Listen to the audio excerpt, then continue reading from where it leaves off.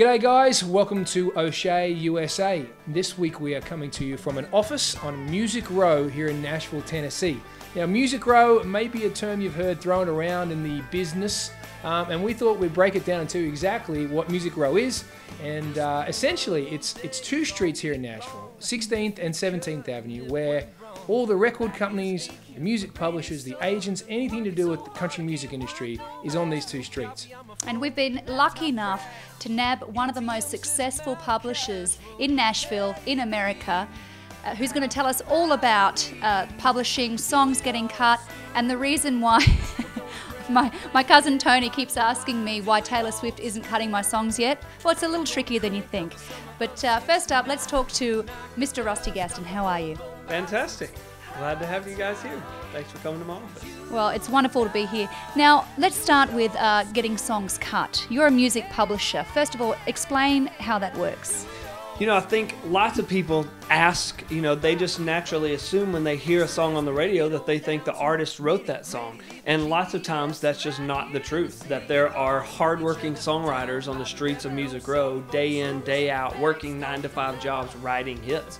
Now, when you say a writer comes in 9 to 5 and writes, how does that work? Do they literally do that?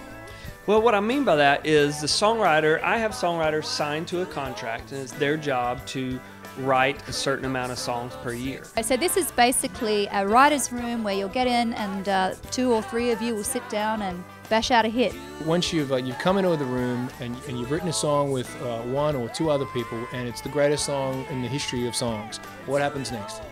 The next step is that song will end up getting demoed, and the demo will sound many times just like the record will. It'll be a demonstration recording of that songwriter's vision of that song. So how does the demo process work? Well, lots of times these writers are just sitting around in a room and it's just them and a guitar or maybe them and a piano, and they write their song with that kind of version. Then they go to one of the many recording studios right here on Music Row where they have world-class, fantastic musicians, and they do full band recordings of those. Then the next step from there is for a publisher like myself to play these songs for record labels, for record producers, basically anyone who can get the song heard or get it up the food chain of who makes those decisions for that artist. So mate, tell us about some of the success stories of getting songs cut, because I know you got a whole bunch of them. And we've been real lucky here to have lots of hits recently with Blake Shelton and Josh Turner and Martina McBride and a lot of great artists. But a really good story was by a country artist named Chris Young.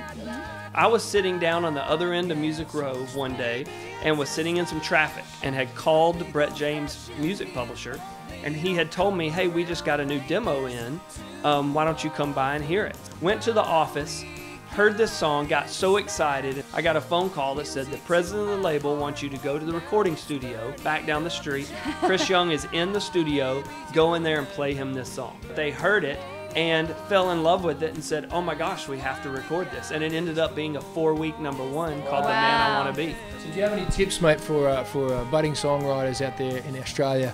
Any tips on how they can make it big here in Nashville? And actually get a music publisher? I would say, first and foremost, if you want to write songs, the #1 thing is really have a clear vision of the genre that you want to write it for. And writing songs that translate human emotion. It's really about setting that emotion to melody. In any genre, that's the #1 thing you want to do. So there you have it, folks. Just a little bit of an insight into the world of country music publishing here in America and how you can get your song from the garage to the radio.